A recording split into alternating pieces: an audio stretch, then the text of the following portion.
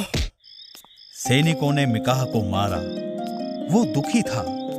उसने पूरा जीवन मेहनत की ताकि वो इज्जत का जीवन जी सके, और आज उसकी पत्नी को प्रताड़ित किया, उसे लूटा और उसे सैनिकों ने मारा। उसकी सारी बचत बाजार में बेचनी पड़ी। पर मिकाह ईश्वर पर विश्वास करता था।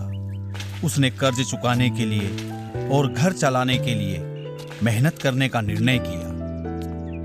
एक दिन मिकाह पास के नगर गया था। सैनिक उसके खेत पर आए। राजा ने मोर्शेद की जमीन सैनिकों को घर बनाने के लिए दे दी, पर मोर्शेद के किसान इस बारे में कुछ नहीं जानते थे। सैनिकों ने आक्रमण कर दिया।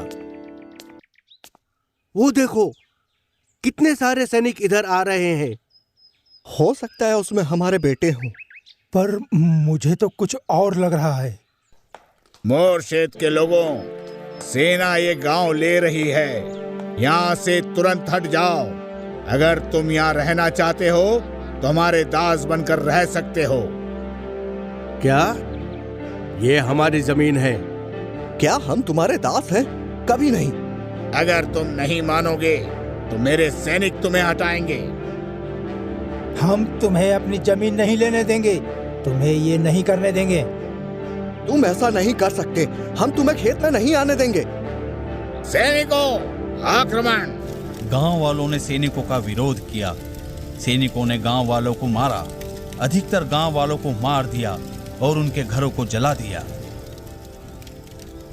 जब मिकाह लौटा तो उन्होंने देखा कि सैनिकों ने सब जला दिया है। नहीं, हे ईश्वर, उन सैनिकों ने सबको मार दिया। मेरी पत्नी, मेरी बेटी, मेरे दोनों बच्चों को भी। अब मैं क्या करूं ईश्वर? इज़राइल के पावन प्रभु कहाँ हैं आप? वे ईश्वर जिन्होंने मिस्र से हमें आजादी दिलाई थी। क्या आप नहीं देख सकते कि सैनिकों ने कितनी क्रूरता से मारा है? बहुत हुआ। मैं अब जीकर क्या करूंगा? मिकाह, हाँ, कौन है आप? मैं ईश्वर हूँ जिसको तुमने चुनौती दी। अगर आप ईश्वर हैं तो मुझे मेरी पत्नी और बच्चों से मिलाओ। मैं तुम्हारा दर्द समझ सकता हूँ मिकाह। वे मेरे बच्चे हैं। मेरा हृदय दुखी है। वे तलवार से मारे गए। मैंने उन्हें देखा। मैं दुखी हूँ। तो आप चुप क्यों हैं? मिकाह, तुम मेरा दर्द नहीं समझोगे। तुम्हारे बच्चे मेरे पास सुरक्षित हैं। तो कृपया मुझे उनसे मिलवाइए ईश्वर। नहीं, अभी नहीं। तुम्हारा दर्द और गुस्सा शक्ति बनेगा। सैनिकों, न्यायकर्ताओं और राजा का सामना करो। उन्होंने मेरा अपमान किया। उन्हें मेरे क्रोध का एहसास कराओ। पर ईश्वर, मैं बूढ़ा और निर्बल हूँ। डरो मत, तुम मेरी आत्मा से परिपूरित होगे। मिकाह ईश्वर की आत्मा से परिपूरित हो गए और ईश्वर की शक्ति प्राप्त करके उन्होंने अपना कार्य आरंभ किया। दातान, पापी, कायर, हत्यारे, तूने मेरी पत्नी और बच्चों को मारा। तूने निरपराधों को मारा है दातान। कौन है ये? ये मीका है, इस जमीन का मालिक जहाँ हमने अपना घर बनाया है। तो क्या? सैनिकों, इसे पकड़ो। चले जाओ यहाँ से। ओह, पर जब सैनिक उन्हें गिरफ्तार करने आए, वे भयभीत हो गए, क्योंकि मिकाह ईश्वर की आत्मा से परिपूरित थे। तुम सोचते हो कि तुम यहाँ पर शांति से रह लोगे? यहाँ की मिट्टी मेरे पसीने से भीगी है। यहाँ की जमीन में मेरे बच्चों की महक है। तुम कुछ करते क्यों नहीं? मुझे डर लग रहा है। तुमने हमारी जमीन ली। ईश्वर का क्रोध तुम पर भड़केगा। इतना होने के बाद भी तुम उसे कैसे जाने दे सकते हो? ये सत्य बोल रहा है। ये बिल्कुल सच कह रहा है। मेरे हाथ लोगों के खून से रंगे हैं। मिकाह ईश्वर की अग्नि से प्रज्वलित थे। वे यरूशलेम गए। वहां न्यायकर्ताओं को चेतावनी देने के बाद राजा से मिलने गए। क्या ये मिका है? हाँ हाँ, वही है, पर कितना अलग दिख रहा है। अरे, क्या आप लोगों ने सुना? उसने आज सुबह दातान को डराया है। ऐसा लगता है कि उस पर ईश्वर की आत्मा है। बिल्कुल ठीक, मुझे लगता है वो असली नबी बन गया है। तुमने हमारी जमीन ली, अयास भ्रष्ट। तुम मेरे दास दाऊद के सिंहासन पर कैसे बैठे? हाँ? तुमने यरूशलेम की गलियों में निर्दोषों को मारा। चुप रहो, ये दरबार है। अच्छा, तो तुम पुरोहित हो? हाँ, मैं हूँ। तो तुमने बलि के लिए निर्दोषों को कैसे मारा? हाँ, वो ईश्वर के लिए बलि अर्पित की। कायर, तुमने खुद को अर्पित क्यों नहीं किया?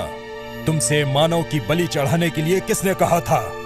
चुप रहो, मैं ही यहाँ का राजा हूँ। मैं ही इस राज्य में कानून बनाता हूँ और न्यायालय उसे सुनिश्चित करते हैं। तुमने प्रभु की बात नहीं मानी। तुम्हारी वजह से ही ये राष्ट्र गरीब बनेगा, यरूशलेम नष्ट होगा और मंदिर का पहाड़ जंगल बनेगा। महाराज, ये ऐसा कैसे कह सकता है? तुम्हारा राज्य कुछ ही दिन रहेगा। बैतलहम से राजा आएंगे, वे शांति और न्याय से शासन करेंगे।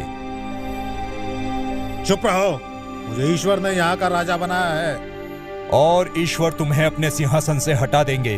तुमने गरीबों को लूटा और कमजोरों का दमन किया। तुम राजा से ऐसे कैसे बात कर सकते हो? ईश्वर तुमसे यही चाहते हैं, न्याय से कार्य करो, सबसे प्रेम करो और विनम्रता से व्यवहार करो। यरूशलेम अग्नि से पवित्र किया जाएगा, वो फिर से शांति और न्याय का देश बनेगा। मिकाह ने सबको चुनौती दी, पर कोई उसे छूने की हिम्मत नहीं कर सका। ईश्वर उसकी सुरक्षा कर रहे थे। कुछ दिनों बाद फिलिस्तीन ने मोरेशेत पर कब्जा कर लिया और उसे नष्ट कर दिया। मिकाह की बात सत्य हुई। मिकाह गांवों में शांति और न्याय का संदेश सुनाते थे। वे ईश्वर की आत्मा से परिपूरित थे। तो ये थी मिकाह की कहानी। आपको पसंद आई? हाँ फादर। ठीक है, तो मैं इस कहानी से तुमसे प्रश्न पूछूं? हाँ फादर। ठीक है, तो मिकाह के नाम का अर्थ बताओ। मिकाह हिब्रू शब्द मिकाएल से लिया है, जिसका अर्थ है वह जो ईश्वर के जैसा हो। हाँ, शाबाश लूसी। बताओ, मिकाह का जन्म कहाँ हुआ था? मिकाह का जन्म मोरेशेत में हुआ था। शाबाश मैथ्यू। बताओ, उसके जीवन की पहली त्रासदी क्या थी? मिकाह को उसके पुत्रों को युद्ध पर भेजना पड़ा। जैसे कि राजा अयाज की आज्ञा थी, यही उसके जीवन की प्रथम त्रासदी थी। सही है। अब जो मिकाह बोलते थे, मेरे साथ बोलो। हाँ फादर। न्याय से कार्य करो, न्याय से कार्य करो, सबसे प्रेम करो, सबसे प्रेम करो, ईश्वर की आज्ञा मानो। ईश्वर की आज्ञा मानो। तो बच्चों, सब साथ में बोलें। न्याय से कार्य करो, सबसे प्रेम करो और ईश्वर की आज्ञा का पालन करो। बहुत बढ़िया। तो बच्चों, मैं तुम्हें कल कौन सी कहानी सुनाऊंगा, जानना चाहते हो? कौन सी कहानी है फादर? कल मैं ईश्वर के भेजे ऐसे नबी की कहानी सुनाऊंगा जिन्हें परिवर्तन के लिए भेजा गया। नबी जिन्हें पवित्र ईश्वर द्वारा पवित्र माना गया। नबी ईसायाह की कहानी। ठीक है, आज के लिए इतना ही। कल फिर मिलेंगे। बाय बच्चों। Good bye father.